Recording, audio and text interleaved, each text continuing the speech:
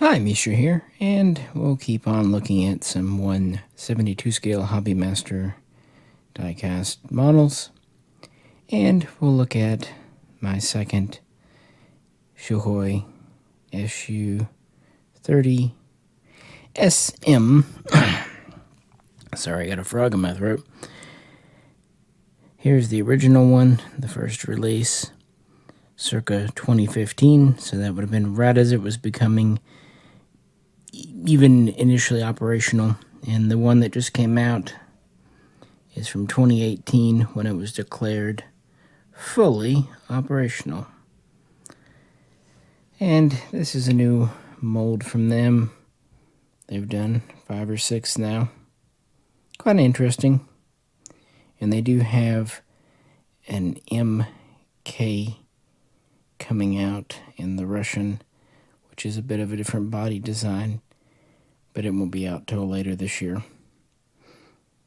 So let's examine this Interceptor turned multi-role fighter, because one of them's kind of in the air-to-air role, and one of them's more in a ground attack role. Let's put the original Hobbymaster release of the Sukhois SU-30SM on the spinny thing. Just to give a brief background, we're not going to do a huge deep dive, but the roots of this do go back to the original SU-27, specifically the 27 UB two-seat trainer.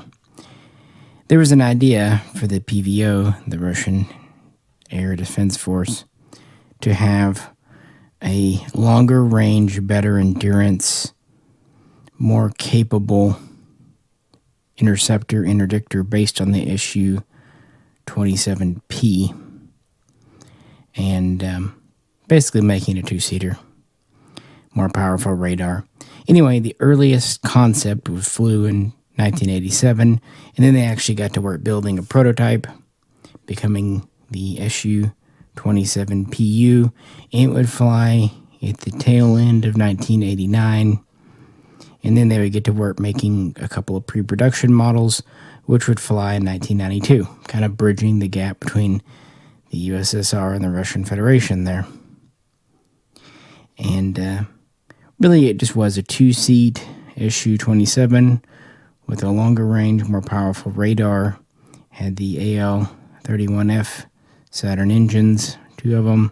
It was capable of aerial refueling, which meant it had on its own fuel a range endurance of up to about 2,000 miles or about 4.5 hours, but it could be topped off, meaning it could fly for the better part of half a day, 10 hours or more, and had very good weapons carriage abilities. But in the beginning, again, it was meant to intercept air targets and even serve as kind of a mobile command post in the sky if needs be. But very much was a SU-27 in the Sukhois family. And the Russian Air Force would order about half a dozen, and they would be delivered, but budget cuts and everything meant that they really didn't get done much with, aside for some training, evaluation, and then they were actually used by a demonstration team. But in 1996, as part of the whole rebranding campaign for the series, the SU-27PU became the SU-30. This is around the same time the 27K became the 33, so on and so forth. The aircraft was about 72 feet long, 48-foot wingspan. Originally, versions would have 10 hardpoints, later 12. Could carry quite a range in ordnance. Even from the get-go, it had some limited ground attack abilities. These would be expanded later on. And in the beginning, the version the Sukhoi made was the MKI for India. Well, the Russian government liked this, so they set out to make a version just for them, becoming the SU-30SM here. And the first order was placed in early 2012. Then the prototype would fly September of that year. Then the first ones would be delivered in November. And then in December of that year, a second order would be placed for a grand total of 60. Also, Russian naval aviation was interested as well. Again, 2-seat, and set up here to work with what was then, and even today, very common anti-air missile, air-to-air missiles. You've got the R-27, both versions, radar and thermal, and then we have the R-73.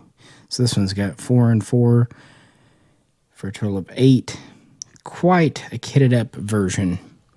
And we've already talked about the Foxhound.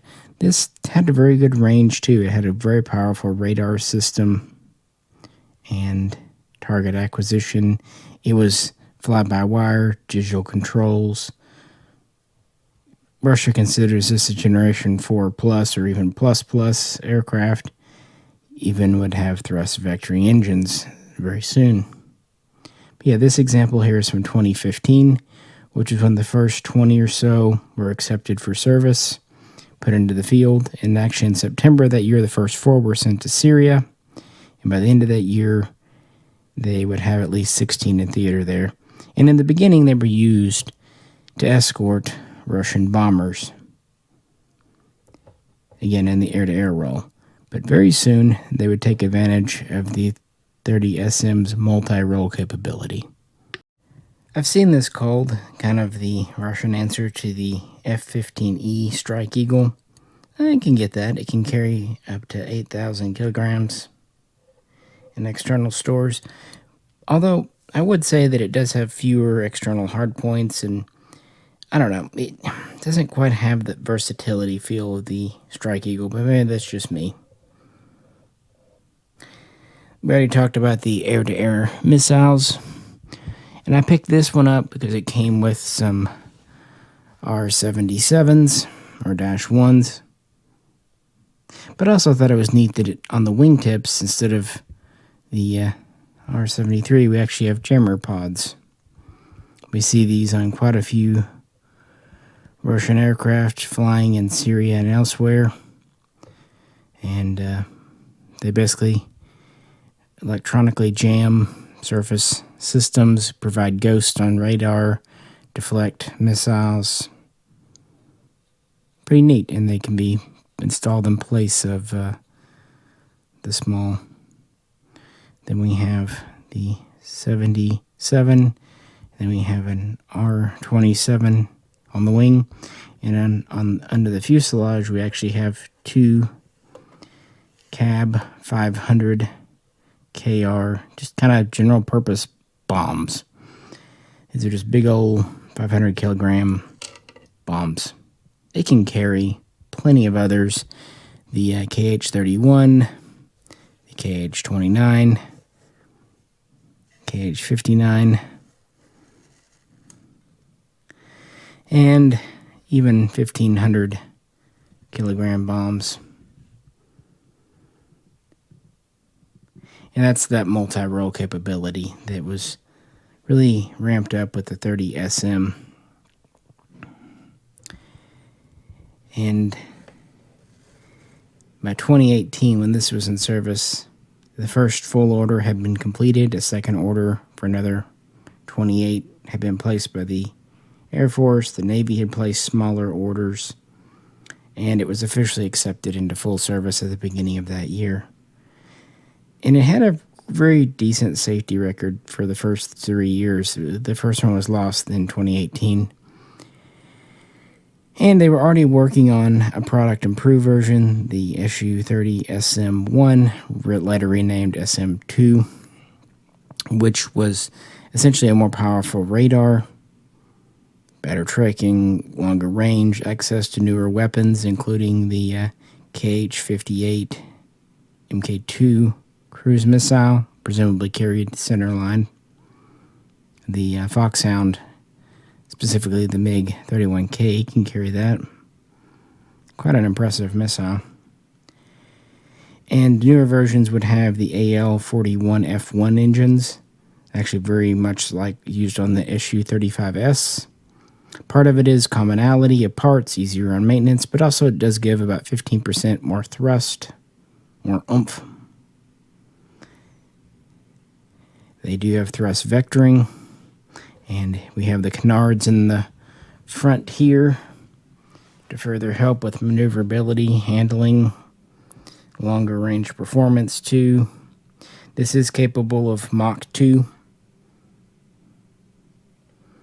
but it's also designed for endurance as much as a plane like this can be fuel efficient. One thing I find interesting with the Sukhoi design is you don't have external tanks. It's all inside. It's a big wet wing. It's all in the big fuselage. You never really see external fuel tanks on these. Again, it is capable of aerial refueling. It also has a modern cockpit that's not only given heads-up display, and they even have some pilots given helmets, but they do their best to increase the field of view. Of course, the front is the pilot. The rear is the radar/weapons officer. The Russian Air Force does have some of the MKMs used for training, which are the alternative version. Again, Hollymaster will be doing that alternative version soon, but not till later this year. So that's kind of neat that they're going to be doing, because it's kind of interesting that the SU-30 series is actually two different aircraft by two different factories, although pretty similar. One of them's like this, based on the 27UB and the PU. The other one is more like the SU-35, but two-seater. So it'll be nice to get both, but the 30SM and now the 30SM2 is what Russian aviation is flying. The Navy is still flying mostly SMs, but they have some 2s as well. Again, most of the changes are under the hood, radar, avionics, different weapons systems, updates to the engines. But it's, it's good for them. They actually, like I said, started work in 2019. At least they signed a contract. The first prototype for the M2 flew in late 20, and deliveries began in 21. Some older SMs are being taken in for updates, but at the same time, they are making brand new SU-30SM2 airframes as well. And the numbers in service have risen. We're up to the point now where there are about 150 either in service or on order. Majority, well over 100, are with the Air and Space Forces, as it's called now, the VKS. And they're planning to have as many as 50 right now. I think it's around 30, 34 in the Navy, but they plan to have as many as 50 in the Navy. The Navy, a few years ago, even did talk about doing a carrier-based version of this, but I don't think that's ended up going much of anywhere. Could be wrong, but yeah. So this is one that has the jamming pods and a couple of shorter range and a couple of longer range air-to-air missiles for defense, but its main role here would be to deliver these two big 500-kilogram cab bombs. So this is the multi-role. The reason I picked up this model, it actually came with quite a bit of ordnance. It came with some KH-31s. You could put on those hard points under the engines if you wanted. It came with additional R-27s, and it came with R-73s if you didn't want to run the R-77s, which, yes, I know is probably more accurate to what's being fielded, but since the other 30 here has the 73s, I thought having one with the 77s, I do think they're kind of cool looking missiles. It's kind of Russia's thing now. Hard to say how many are actually in the field, but it's what they try to presume. And of course, speaking of the field, anytime we're talking about Russian aviation, Russian military, now in 2024, we have to talk about the invasion, the assault on Ukraine, and the protracted and highly destructive war there as well. Alongside the SU-35S, this was really the most advanced fighter, multi-role, or interceptor used at the beginning of the Ukraine war, and of course today as well. So they flew quite a few missions, and they were credited with over half a dozen aerial victories over Ukrainian aircraft and a couple of helicopters. So I don't want to play down the effectiveness of this plane. It does have good long-range detection. It has have 2 people in the cockpit, so better control. It has good weapons carriage abilities. It can carry anti-radiation missiles, so it can actually shoot, like SAM sites and whatnot. I have a thing for wild weasels, I really do. They're just kind of cool. So, yeah, I have to give credit where credit's due there. But it wasn't bloodless. It wasn't just a few days into the war when the first SU-30SM was shot down. A couple of weeks later, another one was. And more were destroyed on the ground during assaults on air bases. And in total, it seems like about a dozen were lost in the first year or two of the war over there. I don't think we have an up-to-date correct total for today. But, wow, they definitely destroyed a lot of Ukrainian targets with bombs on the ground and definitely shot down their fair share of aircraft. And while probably half or even more were lost on the ground, so you can't really, say it's the aircraft's problem, it is clear this is a Generation 4, not a Generation 5 craft with stealth. But that's not a bad thing. The F-15 is a great aircraft. I have a thing for the F-18, especially the Super Hornet. Quite frankly, I think Generation 5 might be a little overrated. One of these can be built a lot cheaper and a lot faster than, say, an SU-57. Yeah. I will say last year, a couple of these were lost at a Russian air base when a Ukrainian drone attack happened. Even though most drones were shot down, enough got through that several aircraft were damaged or destroyed, or at least, enough that they're written off. And that was technically on Russian Federation soil.